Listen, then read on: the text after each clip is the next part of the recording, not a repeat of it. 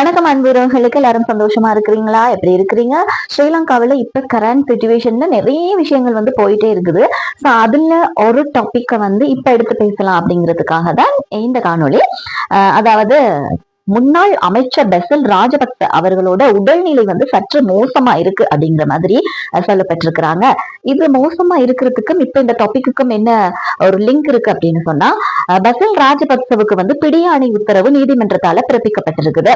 So Bessel Rajapaksa இப்போ யுஎஸ்ஏல இருக்கிறாரு. So அவரை வந்து ஸ்ரீலங்காவுக்கு கூட்டிட்டு வரதுக்கு நீதிமன்றத்தோட உதவியை நாட போறோம் அப்படிங்கிற மாதிரி அரசாங்க தரப்பிலிருந்து இருந்து ஒரு சில விடயங்கள் சுட்டிக்காட்டப்பட்டிருக்குது.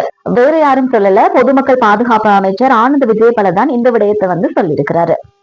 மாத்தறை நீதிமன்றத்துல பசில் ராஜபக்ச அவர்களுக்கு நிலுவையில் இருக்கக்கூடிய ஒரு வழக்குக்கு அவர் வந்து இன்னுமே முன்னிலை ஆகல. சோ அந்த நிலுவையில் இருக்கக்கூடிய வழக்குக்கு முன்னிலை ஆகாத காரணத்துக்காக பசில் ராஜபக்சவுக்கு பிடியாணை உத்தரவு வந்து பிறப்பிக்கப்பட்டிருக்குது.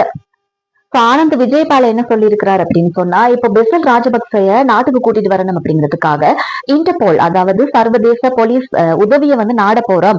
அப்படி நாடி அவரை வந்து நாட்டுக்கு நாங்க கூட்டிட்டு வர போறோம் அப்படிங்கிற மாதிரி ஒரு விஷயமும் சொல்லப்பட்டிருக்குது. அது மட்டும் கிடையாது, இலங்கையில் இருக்கக்கூடிய ஒரு சந்தேக நபர் எந்த நாட்டுல இருந்தாலும் சரி அவரை வந்து நம்மளோட நாட்டுக்கு கூட்டிட்டு வரணும் அப்படின்னு சொன்னா அவர் இருக்கக்கூடிய நாட்டுல இருக்க அந்த நீதிமன்றத்தோட உதவியை வந்து கண்டிப்பா நாடணும் அப்படிங்கிற ஒரு விஷயம் வந்து இருக்குது.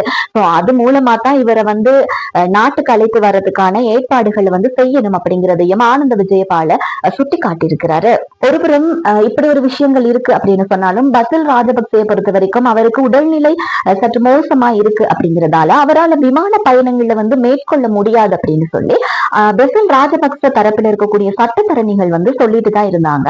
இருந்தாலுமே நீதிமன்றம் உத்தரவின் அடிப்படையில பல தடவைகள் சொல்லப்பட்ட விஷயம் என்ன அப்படின்னு சொன்னா, பெசில் ராஜபக்சே வந்து முன்னிலைப்படுத்தணும் இங்க கூட்டிட்டு வந்து அப்படிங்கிற மாதிரி சொல்லப்பட்டிருக்குது. சோ இப்ப அவருக்கு வந்து உடல்நிலை ரொம்ப மோசமா இருக்கு அப்படின்னு சொல்லி சொல்றாங்க. அப்படி இருந்தாலும் அவரை வந்து பிடியாணையின் மூலமாக இலங்கைக்கு அழைத்து வரணும் அப்படிங்கிற ஒரு விஷயம் இப்ப வந்து போயிட்டு இருக்குது.